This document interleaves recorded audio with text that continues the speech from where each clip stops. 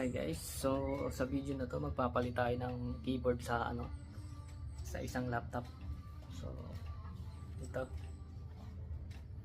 So Lenovo siya. Dial pad 305. Ayan. So ito yung keyboard.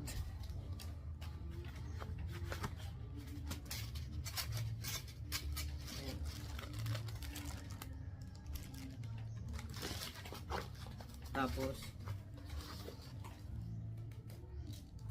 lalagyan ko nito dinibidikadi para may extra storage dahil dual boot ko siya or triple boot.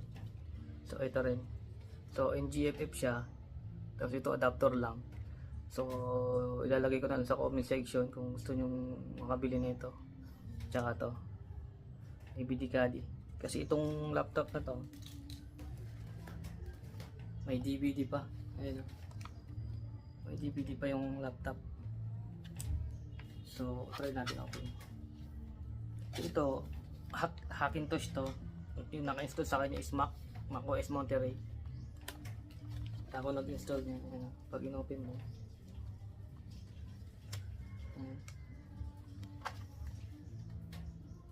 yun, diba?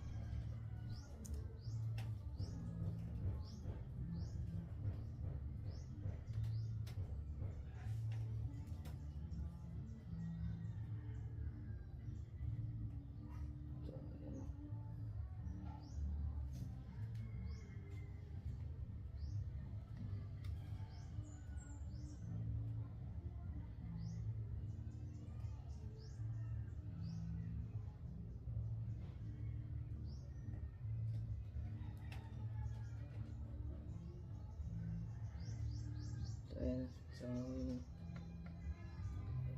ayan. Tapos hindi ba yung pinipindot siya, pero yung iba hindi. Ayan. So yung one pumipindot pero yung iba hindi. Ayan. Ayaw na. So sira, papalitan natin. Okay. So, unang-una dapat huwag nyo kakalimutan tanggalin yung battery. Pag kahit anong i-replace nyo, battery agad yung unang tanggalin nyo. Okay?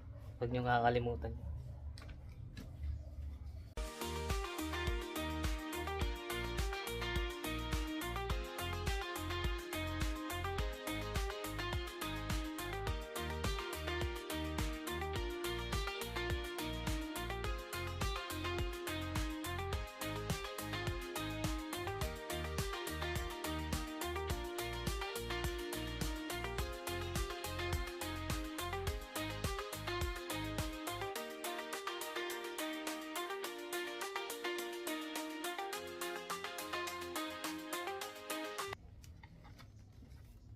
Nailagay na natin yung DVD card. Ayan.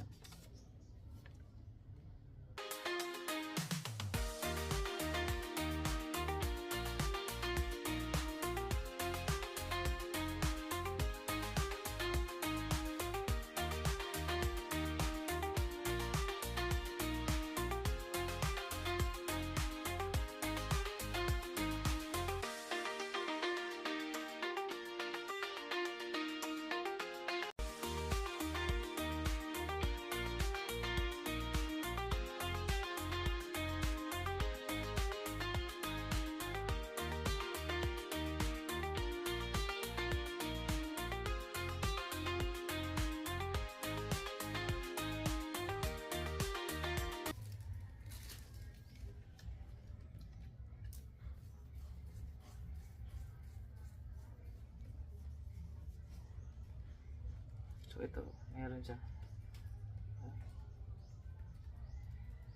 Gumagana na. Gumagana na. Ayan. Enter.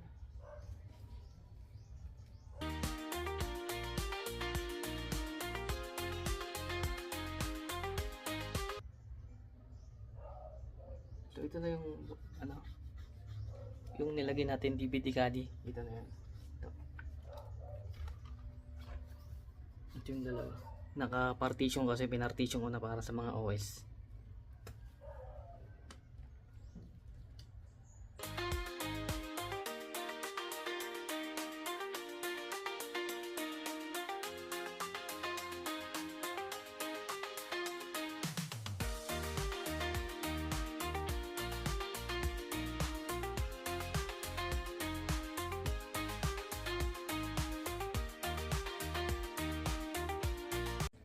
Sa mga gustong ano dyan, magpa ganito, pa-install ng